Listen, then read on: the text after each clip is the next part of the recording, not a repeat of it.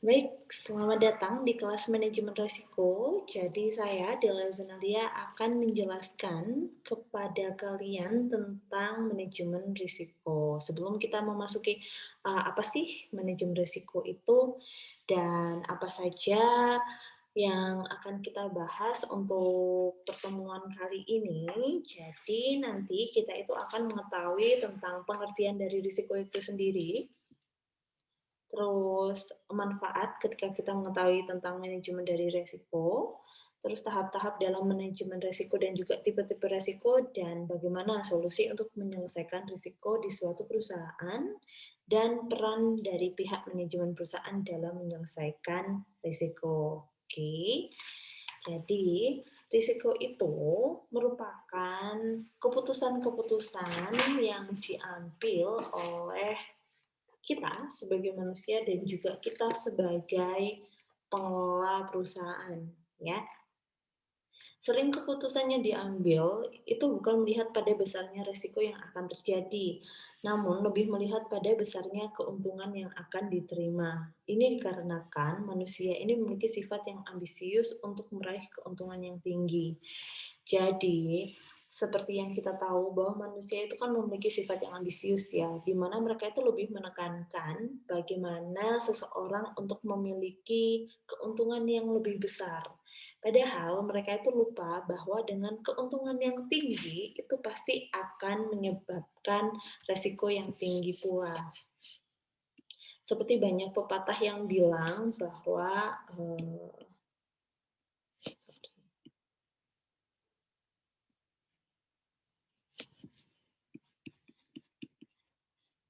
high risk, high return. Nah, jadi ketika seseorang itu menginginkan keuntungan yang tinggi, otomatis dia itu harus menerima dengan konsekuensi resiko yang tinggi pula, ya. Jadi ini tuh yang harus jadi pedoman untuk manajemen resiko, bahwa ketika seseorang ingin return yang tinggi, ya dia harus menerima resiko yang tinggi. Oke. Terlebih di era sekarang, era konsumerisme, di mana berbagai perusahaan itu menawarkan banyak bentuk alternatif pilihan produk yang beragam, baik dari segi kemasan, cita rasa, manfaat, kualitas, hingga harga yang bervariasi. Di mana hal-hal tersebut itu akhirnya mendorong kita untuk melakukan berbagai macam hal yang beresiko untuk mendapatkan source yang lebih, ya, untuk mendapatkan kebutuhan atau keinginan yang kita inginkan tadi itu. Bahkan banyak yang melakukan hal-hal di luar kemampuannya agar bisa mendapatkan atau memenuhi dari keinginan dan kebutuhannya. Dalam konteks permasalahan seperti ini, kepemilikan finansial yang kita miliki itu perlu diatur, dikelola, dan direncanakan dengan baik, atau membuat yang namanya financial planning. Jadi sebenarnya financial planning ini tidak hanya berlaku untuk perusahaan saja, kan, tetapi sebagai seseorang yang aktif untuk melakukan atau mengelola keuangan, seharusnya kita juga mempunyai financial planning. Karena apa? Yaitu tadi, karena kita mempunyai keinginan dan kebutuhan yang tidak terbatas, sedangkan source kita itu sangat terbatas, ya kan? Jadi akhirnya sangat diharuskan untuk kalian mempunyai financial planning seperti itu. Oke, jadi resiko itu apa sih? Ya, kita akan membahas resiko itu apa. Risiko merupakan suatu kejadian atau peristiwa yang apabila terjadi dapat menghambat pencapaian tujuan dari yang telah ditetapkan, ya. Risiko ini mengandung unsur ketidakpastian. Ya. Nah, ketidakpastian ini dia berhubungan dengan ketidakpastian di mana? Di masa depan. Oke. Jadi risiko ini mengandung ketidakpastian atas masa depan. Oke. Nah, resiko ini itu dapat disebabkan oleh banyaknya faktor, ya, terutama faktor internal dan faktor eksternal. Contoh nih, apabila resiko yang ada di perusahaan, ya, resiko itu dapat menimpa siapa saja dan apa saja. Mulai itu entah dari jajaran direksi sampai dengan OB pun, itu pasti tidak luput dari resiko. Dari logistik sampai pemasaran, dari aset berwujud sampai aset tak berwujud, itu pasti tidak lepas dari resiko. Nah, terus sekarang jadi pertanyaan, untuk faktor internal itu apa saja sih contohnya? Ya, faktor internal adalah faktor risiko yang berasal dari dalam perusahaan. Contohnya seperti rusaknya mesin produksi, terus terlambatnya proses pengiriman atau distribusi barang, terus pemborosan sumber daya. Nah, itu masuk di faktor internal. Sedangkan untuk faktor eksternal sendiri, contohnya itu adalah peristiwa atau kejadian yang disebabkan oleh di luar dari perusahaan. Contohnya ada kompetisi global seperti saat ini, ya, kemajuan teknologi, kebijakan atau regulasi dari pemerintah, perubahan perilaku konsumen. Nah, ini secuil contoh dari faktor eksternal. Oke. Lalu itu untuk resiko. Sekarang kita membahas tentang manajemen resiko.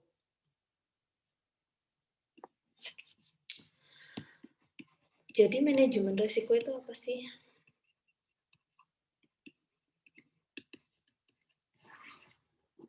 Ya, manajemen resiko merupakan suatu bidang ilmu yang membahas tentang bagaimana suatu organisasi menerapkan ukuran dan memetakan masalah yang ada dengan menempatkan berbagai pendekatan manajemen secara komprehensif dan sistematis. Oke. Karena pada dasarnya itu tadi high risk high return, otomatis perusahaan itu mempunyai berbagai macam strategi untuk meningkatkan keuntungannya. Akan tetapi strategi tersebut tidak akan pernah luput dari namanya resiko yang tinggi. Jadi peran manajemen resiko di sini adalah untuk menetapkan ukuran dan memetakan masalah-masalah apa sih yang akan terjadi, karena sekali lagi resiko itu kan tentang ketidakpastian yang akan datang, ya. Nah, ini tugasnya dari manajemen risiko untuk melakukan pendekatan manajemen secara komprehensif dan sistematis agar apa? Tidak merugikan perusahaan. Seperti itu. Oke. Nah, untuk manajemen risiko sekarang apa manfaatnya ketika kita mengetahui tentang manajemen risiko? Jadi, manfaat manajemen risiko. Jadi dengan diterapkannya manajemen risiko di suatu perusahaan, ada beberapa manfaat yang akan diperoleh, ya. Yang pertama, perusahaan itu akan memiliki ukuran yang kuat sebagai suatu pijakan dalam mengambil setiap keputusan, ya, stronger to take decision. Ini jatuhnya dia adalah decision. Jadi dia itu bisa membuat keputusan yang benar. Karena apa? Dia sudah mempunyai pijakan yang kuat. Karena apa sih? Dia sudah tahu bagaimana cara menangani resiko tersebut. Dan juga dia selalu menempatkan ukuran-ukuran dalam berbagai keputusan. Jadi peran manajemen resiko itu sendiri, ya, kita nanti itu kan pasti ketika ada satu resiko, kita akan memberikan berbagai macam alternatif solusi. Dari berbagai macam alternatif itu tadi, manakah yang akan dipilih? Nah, alternatif yang dipilih itu yang akan yang akan membantu seorang manajemen untuk mengambil keputusan. Seperti itu, ya. Selanjutnya, dia akan dapat memberikan arah. bagi suatu perusahaan dalam melihat pengaruh-pengaruh yang mungkin timbul baik secara jangka panjang, long term, dan juga jangka pendek. Nah, itu manfaat dari manajemen risiko. Setelah itu, manfaat yang ketiga dapat mendorong para manajer dalam mengambil keputusan untuk selalu menghindari resiko dan menghindari dari pengaruh terjadinya kerugian, khususnya kerugian dari segi finansial, yaitu menghindari kerugian. Oke. Terus selanjutnya ada memungkinkan perusahaan untuk memperoleh resiko kerugian yang minimum. Minimum kerugian. Jadi, kalaupun sudah dihindari tapi masih belum bisa, seenggaknya resiko yang terjadi itu minimum. Seperti itu ya. Yang terakhir, dengan adanya konsep manajemen risiko, risk management concept yang dirancang secara detail, maka perusahaan dapat membangun arah dan mekanisme secara sustainable atau berkelanjutan. Jadi sustainable. Nah, ini adalah 5 manfaat dengan adanya manajemen risiko. Oke, setelah manfaat manajemen risiko, kita akan membahas tahap-tahapan apa saja yang harus dilakukan oleh manajemen untuk melaksanakan manajemen risiko. Ya, jadi di sini ada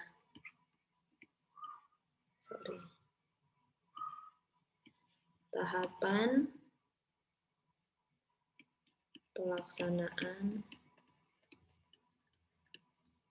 manajemen risiko.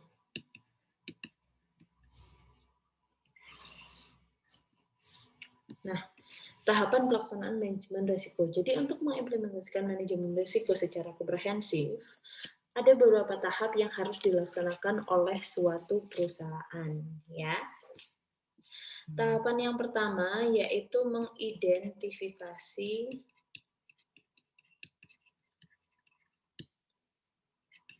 risiko. Jadi pada tahap ini, pihak manajemen perusahaan itu harus melakukan tindakan berupa mengidentifikasi setiap bentuk risiko yang dialami perusahaan. Ya, termasuk bentuk-bentuk risiko yang mungkin akan dialami oleh perusahaan. Identifikasi ini dilakukan dengan cara melihat potensi-potensi risiko yang sudah terlihat dan yang akan terlihat. Jadi di sini manajemen itu harus pinter-pinter untuk forecasting, melihat resiko yang akan terjadi ataupun resiko yang sudah terjadi sekarang. Jadi diidentifikasi apa saja sih resiko yang terjadi di perusahaan ini. Nah, itu adalah tahapan pertama untuk melaksanakan manajemen resiko. Setelah diidentifikasi, tahapan kedua yaitu melakukan identifikasi bentuk risiko. Ya, kalau tadi itu lebih melihat resiko seperti apa sih yang terjadi. Selanjutnya yaitu mengidentifikasi bentuk-bentuknya. Ya, bentuk-bentuknya itu seperti apa. Jadi pada tahap ini diharapkan pihak manajemen perusahaan itu telah mampu menemukan bentuk dan format dari resiko yang dimaksud. Bentuk-bentuk ini itu mampu dijelaskan secara detail seperti ya, jadi bentuk-bentuk resiko ini ada yang namanya cirinya. Jadi ciri-ciri resiko itu seperti apa dan juga faktornya. Jadi resiko ini timbul karena apa? Nah, itu harus diidentifikasikan bentuk-bentuknya di sini, di tahap kedua. Ya. Yang ketiga, yaitu menentukan ukuran dari resiko. Ya, setelah diidentifikasi bentuknya, tahap ketiga yaitu menentukan ukuran-ukuran dari resiko. Nah, ukuran ini sendiri, itu pihak manajemen perusahaan harus menempatkan ukuran atau skala yang dipakai, termasuk rancangan model metodologi penelitian yang akan digunakan. Ukuran ini harus dilakukan dengan sangat hati-hati dan penuh kecermatan, karena jika salah atau tidak sesuai dengan kasus yang ditangani, maka hasil yang akan diperoleh nantinya juga dianggap tidak akan akurat. Nah, ukuran ini seperti apa? Jadi contoh nih ya, ukuran itu apakah resiko ini besar atau kecil skalanya. Besar dalam artian apa? Besar apabila dia dapat memengaruhi perusahaan secara keseluruhan. Kecil apabila dia resiko tapi masih dapat diatasi. Atau yang kedua, tinggi atau rendah.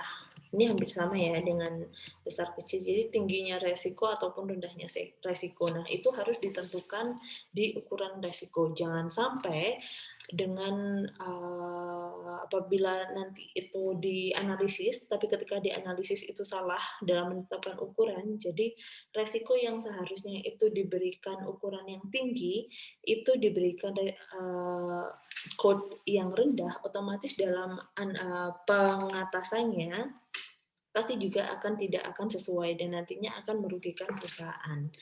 Jadi menentukan ukuran resiko ini juga sangat penting. Oke. Setelah menentukan ukuran resiko, selanjutnya yaitu menentukan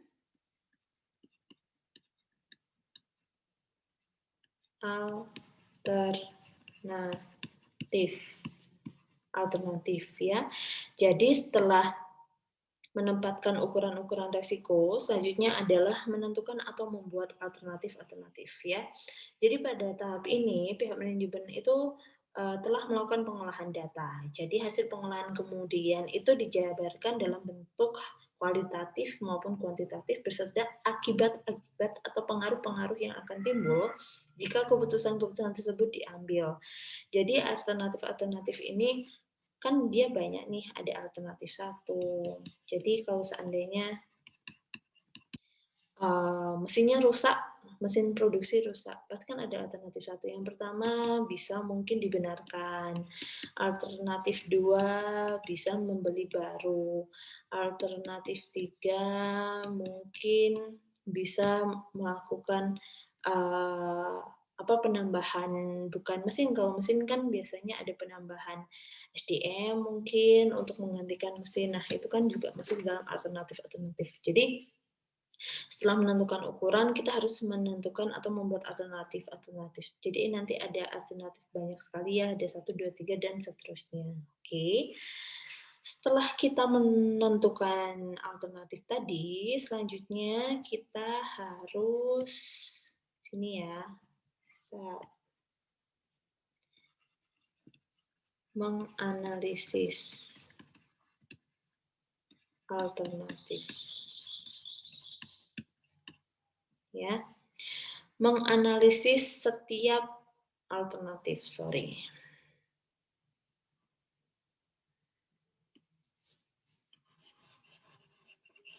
Di bawahnya aja deh.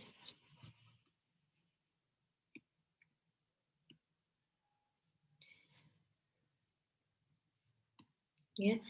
Lanjut, jadi setelah menentukan alternatif, selanjutnya yaitu menganalisis setiap alternatif.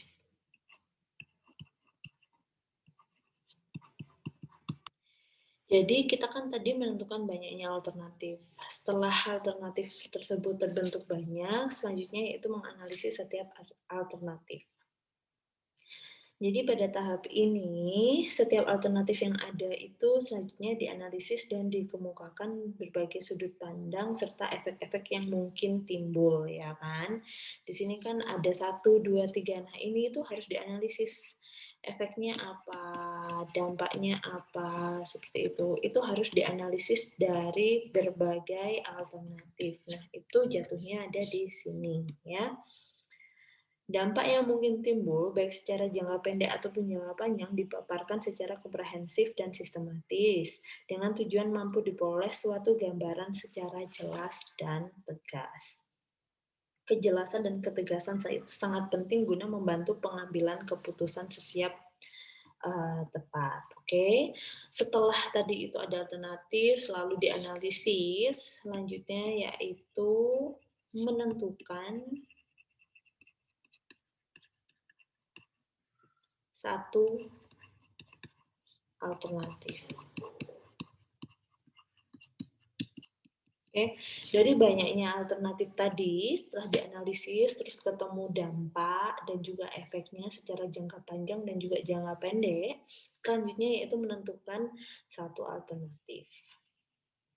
Jadi pada tahap ini, setelah berbagai alternatif tadi dipaparkan ya, selanjutnya manajemen perusahaan diharapkan dapat memilih satu alternatif yang terbaik, yaitu artinya mengambil alternatif yang paling baik dari berbagai alternatif yang ditawarkan, termasuk dengan menolak berbagai alternatif lainnya. Seperti itu. Ya. Setelah menentukan satu alternatif dipilih, selanjutnya yaitu melaksanakan alternatif yang dipilih. Ya. Jadi udah ketemu nih satu alternatif. Nah, alternatif tersebut itu yang harus dilaksanakan. Jadi pada tahap ini setelah alternatif dipilih dan ditegaskan serta dibentuk tim untuk melaksanakan, jadi perusahaan itu harus segera melaksanakan alternatif yang dipilih tersebut. Oke. Setelah dilaksanakan, pihak manajemen itu harus melakukan pengontrolan ya, mengontrol alternatif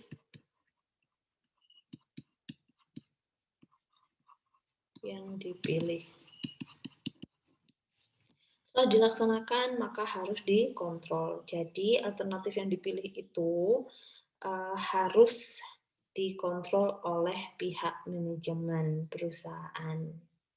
Agar apa? Agar menghindari timbulnya berbagai resiko yang tidak diinginkan. Oke, yang terakhir setelah dikontrol yaitu dilakukan evaluasi. Jadi mengevaluasi jalannya alternatif yang dipilih.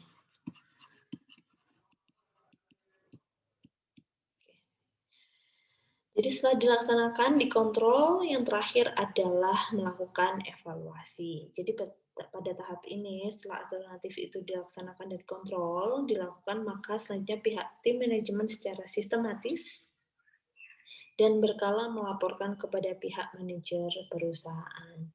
Tujuan melakukan evaluasi adalah agar pekerjaan tersebut itu dapat terus dilaksanakan sesuai dengan yang direncanakan. Itu adalah tahapan-tahapan dalam melaksanakan manajemen risiko. Oke, semoga bisa dipahami.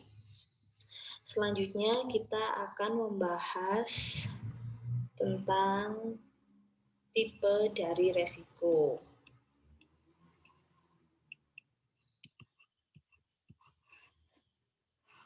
Ya, tipe resiko. Jadi, bagi pelaku sektor bisnis dan pihak perbankan khususnya ya, perlu mengamati dan memahami tipe-tipe dari resiko.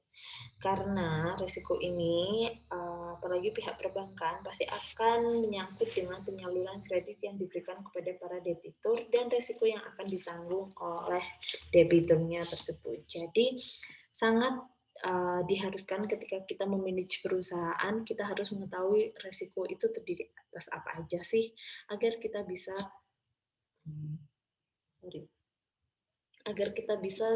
memanage tersebut. Oke. Jadi resiko itu pada umumnya dibagi dengan dua tipe ya. Ada yang namanya risiko murni atau pure risk. Dan yang kedua ada yang namanya resiko spekulatif atau spekulatif risk. Oke. Nah, resiko murni itu dia dikelompokkan menjadi 3 resiko lagi. 1, 2, 3. Ya. Yang pertama ada resiko aset fisik. Ini merupakan risiko yang berakibat timbulnya kerugian pada aset fisik suatu perusahaan atau organisasi. Dia biasanya contohnya gempa, kebakaran. Nah, itu masuk di resiko aset fisik. Yang kedua adalah resiko karyawan. Resiko karyawan ini merupakan resiko karena apa yang dialami oleh karyawan yang bekerja di perusahaan atau organisasi tersebut. Contoh, adanya kecelakaan kerja ataupun sakit, sehingga menghambat aktivitas perusahaan atau terganggu seperti itu ya. Yang ketiga ada resiko legal. Resiko legal merupakan resiko dalam bidang kontrak ya yang mengecewakan atau kontrak tidak berjalan sesuai dengan rencana. Contohnya perselisihan dengan perusahaan lain sehingga adanya persoalan seperti ganti kerugian. Yang namanya perusahaan pasti tidak luput dari resiko legal ini. Ataupun ada contoh perjanjian dengan supplier, tapi di tengah jalan suppliernya mengkhianati perusahaan. Nah, akhirnya kan dia juga pasti akan menimbulkan resiko legal. Seperti itu ya. Untuk resiko spekulatif, dia dibagi menjadi 4. Yang pertama ada resiko pasar. Resiko pasar ini merupakan resiko yang terjadi dari pergerakan harga di pasar. Contohnya harga saham. Harga saham. Nah, ini masuk di resiko pasar ya. Kenapa harga saham yang mengalami penurunan sehingga dapat menimbulkan kerugian bagi perusahaan. Yang kedua ada yang namanya resiko kredit. Nah, resiko ini bukan resiko yang terjadi karena counterparty gagal memenuhi kewajibannya kepada perusahaan. Contohnya kredit macet. Pasti sudah sangat biasa ya mendengarkan kata kredit macet seperti itu. Yang ketiga ada risiko likuiditas. Risiko ini merupakan risiko karena ketidakmampuan perusahaan dalam memenuhi kebutuhan kasnya. Contohnya, kepemilikan kas yang menurun sehingga tidak mampu membayar hutang. Ya, tidak membayar hutang. Ini masuk di hutang. Rasio likuiditas. Oke. Yang terakhir, resiko operasional. Jadi susah.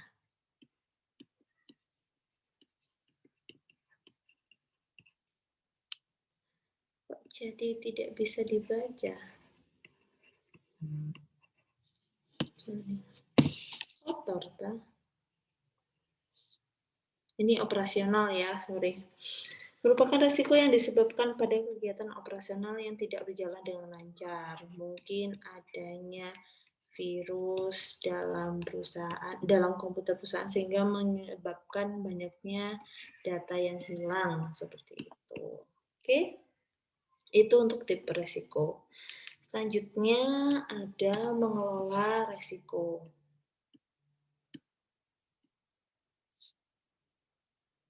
Ya.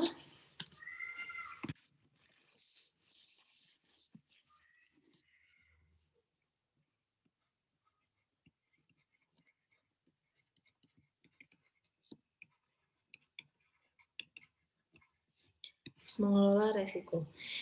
Jadi dalam beraktivitas yang namanya resiko itu pasti terjadi dan sulit untuk dihindari ya, sehingga bagi sebuah lembaga bisnis atau perusahaan itu sangat penting untuk memikirkan bagaimana mengelola atau memanage resiko tersebut.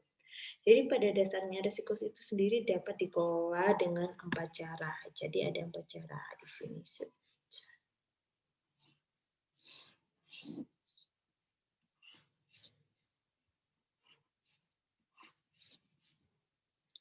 Yang pertama yaitu memperkecil risiko. Jadi, memperkecil resiko ini dilakukan dengan cara tidak memperbesar setiap keputusan yang mengandung resiko tinggi, tapi membatasinya, bahkan meminimalisnya agar resiko tersebut tidak bertambah besar di luar dari kontrol pihak manajemen perusahaan, ya. Jadi dia itu tidak membuat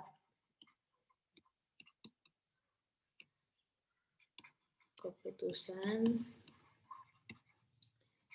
dengan resiko tinggi. Nah, yang kedua yaitu mengalihkan risiko.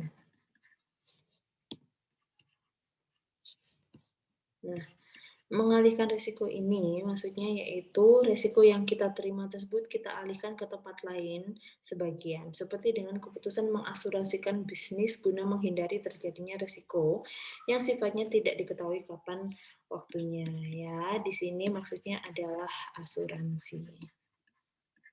Oke, jadi tidak hanya perusahaan, kadang kalau kita punya mobil pun untuk mengalihkan resiko, karena kan kita tidak tahu ya yang akan terjadi di masa depan dengan mobil tersebut. Oleh karena itu, kita mengalihkan resiko tersebut dengan mengikuti atau mempremikan mobil kita, mengasuransikan agar apabila terjadi resiko yang tidak diinginkan, itu bisa ditanggung oleh pihak asuransi, seperti itu. Yang ketiga, mengontrol risiko. Nah, mengontrol risiko ini dilakukan dengan cara melakukan kebijakan antisipasi terhadap timbulnya risiko sebelum risiko itu terjadi. Kebijakan seperti ini biasanya dilakukan dengan memasang alat pengaman atau pihak penjaga keamanan pada tempat-tempat yang dianggap vital. Jadi mengontrol risiko mungkin untuk risiko pencurian di situ dipasang CCTV ya kan. Terus kerampokan mungkin diberikan satpam seperti itu. Untuk data mungkin diberikan antivirus. Terus kalau apalagi contoh kebakaran di situ ada fire exhausting atau alarm. Nah, itu adalah berbagai macam cara untuk mengontrol risiko. Oke. Yang terakhir yaitu pendanaan risiko.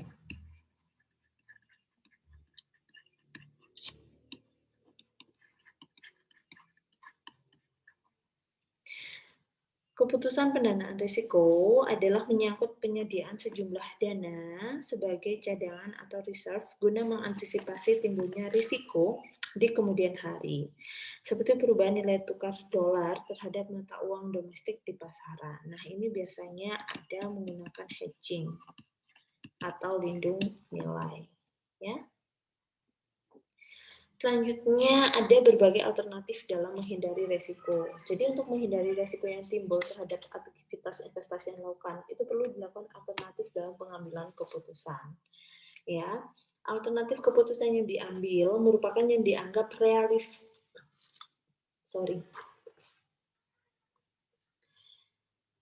Keputusan yang diambil itu dianggap realistis dan tidak akan menimbulkan masalah nantinya. Jadi tindakan seperti ini dianggap sebagai bagian dari strategi investasi.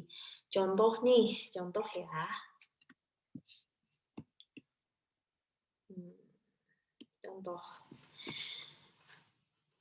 Ketika kita berusaha untuk menghindari resiko bisnis, saat seorang pebisnis itu membutuhkan pinjaman dan dana untuk melakukan usahanya sebesar 2 miliar, jadi anggap aja ada pebisnis, ini datang ke bank.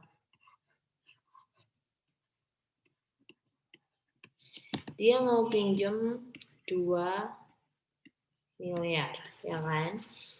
Maka sebaiknya apabila dia mau menghindari resiko, dia harus mengajukan pinjaman menjadi 2,3 miliar, ya. Padahal dia butuhnya cuma 2 miliar. Tetapi dia harus untuk melindungi dirinya dari resiko, dia itu harus melakukan pengajuan 2,3 miliar. Dalam artian kelebihan 300 juta ini itu tetap disimpan di bank, ya. Karena butuhnya di awal cuma 2 miliar, tapi dia itu meminjam 2,3 miliar. Nah, yang 300 ini tidak digunakan oleh si peminjam tadi, ya. Tapi juga tapi harus disimpan di bank tersebut. Nah, ini tuh bisa dianggap yang namanya hedging atau lindung nilai. Maksudnya gimana sih? Jadi hedging ini itu semacam antisipasi jika dalam proses pelunasan tersebut ia mengalami kendala atau tidak tercapainya target keuntungan secara sistematis, ya. Dengan begitu, pihak pemberi pinjaman akan melihat bahwa nasabahnya tersebut tidak mengalami kesulitan. Jadi maksudnya itu seperti ini. Ketika kalian jangan sampai tadi ya. Anggap aja seseorang ini membutuhkan 2 miliar untuk usahanya, akhirnya dia melakukan pinjaman ke bank sebanyak 2 miliar. Akan tetapi untuk mengatasi resiko dari yang akan terjadi, entah itu kesulitan dalam membayar per bulannya, ya kan? Karena kan yang namanya usaha di awal bulan 1, 2, 3, 4, bahkan sampai 1 tahun awal, itu kan akan kesulitan untuk mengembalikan modal, ya kan? Jadi ketika kalian memang butuhnya 2 miliar, alangkah baiknya kalau kalian itu mengajukan 2,3 miliar. Di mana 300-nya ini tetap disimpan di bank. Jadi ketika di angsuran pertama kalian merasakan kesulitan untuk mengangsur, maka memakai uang yang 300 juta yang kalian simpan di bank ini. Begitu juga untuk yang bulan kedua. Namun apabila bulan ketiga kalian sudah bisa mengangsur, ya sudah, ini biarkan saja seperti itu. Begitu juga selanjutnya. Nanti kalau di bulan anggap aja ini bulan ke-10 nih, kesulitan mengangsur lagi, itu bisa mengambil uang yang sudah disimpan yang dari 300 juta tadi. Ini namanya hedging atau lindung nilai. Karena apa? Ketika nanti kalian sudah butuh akan melakukan pinjaman lagi di bank, maka bank itu bisa dengan sangat leluasa mengizinkan untuk memberikan kredit kepada kalian. Seperti itu. Kenapa dilihat dari angsurannya? Angsurannya kan selalu on time ya. Jadi ini merupakan satu poin untuk kalian mendapatkan persetujuan dari bank tersebut. Berbeda cerita kalau di awal belum sudah sulit untuk mengangsur. Nah, itu maksud dari hedging atau lindung nilai. Oke. Nah, untuk menyelesaikan resiko, itu untuk yang caranya tadi ya, hedging nilai atau mengelola resiko. Jadi selanjutnya bagaimana cara menyelesaikan resiko, sorry. Jadi di perusahaan itu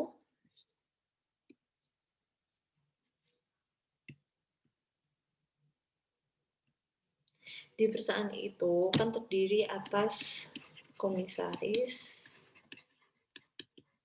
ya kan? Di sini ada ketuanya, ketua komisaris, terus anggota, juga ada yang independen. Terus di bawahnya ada direksi.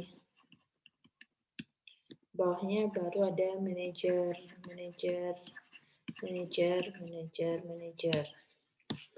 Ya. Nah, bagaimana sih cara suatu perusahaan itu dalam menyelesaikan risiko? Tentu perusahaan ini harus saling bekerja sama ya. Jadi organisasi dalam suatu perusahaan ini orang-orangnya di dalamnya itu harus saling bekerja sama untuk memetakan risiko. Jadi tidak bisa seorang manajer itu harus mengatasi resiko tersebut kalau dia tidak melapor ke direksi. Begitu juga direksi, direksi pasti dia akan melapor ke komisaris. Seperti itu, ya. Selain memetakan resiko, para manajemen ini juga harus saling bekerja sama untuk memberikan solusi dan memilih satu alternatif solusi yang terbaik. Seperti itu. Dan yang terakhir adalah saling bertanggung jawab dalam menyelesaikan resiko. Karena apa? Tidak bisa seorang manajemen itu bertanggung jawab atas kesalahannya. Pasti kan dia juga akan atas persetujuan dari direksi. Jadi otomatis yang di atas itu juga harus bertanggung jawab atas resiko yang terjadi. Oke. Kalau bisa dilihat di sini ada komisaris ya.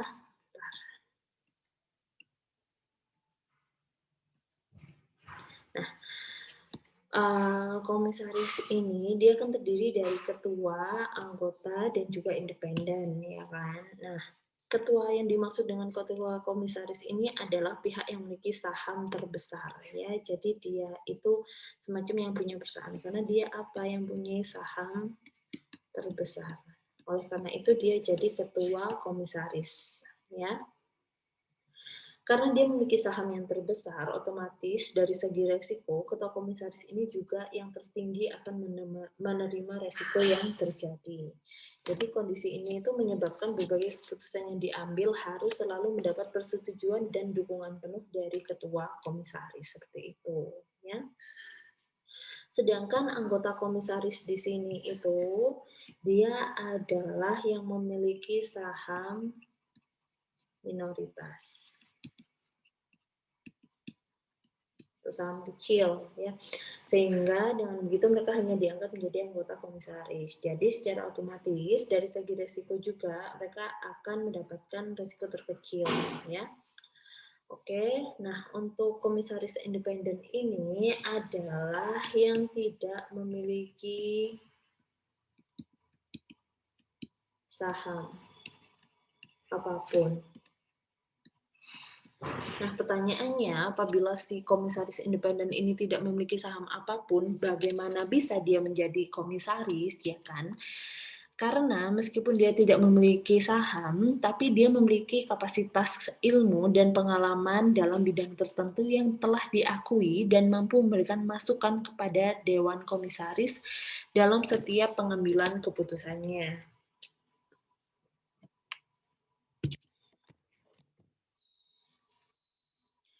Jadi seorang komisaris ini itu bisa yang independen ya, bisa berasal dari kalangan akademisi, birokrat, praktisi, bisnis, politisi, dan sebagainya. Jadi komisaris independen ini benar-benar dipilih karena keahlian dan juga pengalaman yang telah dimiliki. Seperti itu. Oke. Selanjutnya itu adalah tentang resiko dan manajemen resiko. Semoga penjelasan dari yang jelaskan barusan itu dapat bisa dipahami dan dimengerti oleh kalian semua. Sekali lagi mohon maaf apabila banyak miss dalam penjelasan dan juga salah-salah kata. Oke, kalau begitu saya akhiri. Sampai ketemu di pertemuan selanjutnya di kelas manajemen risiko. Selamat siang, sore, malam, pagi. Wassalamualaikum warahmatullahi wabarakatuh. Terima kasih.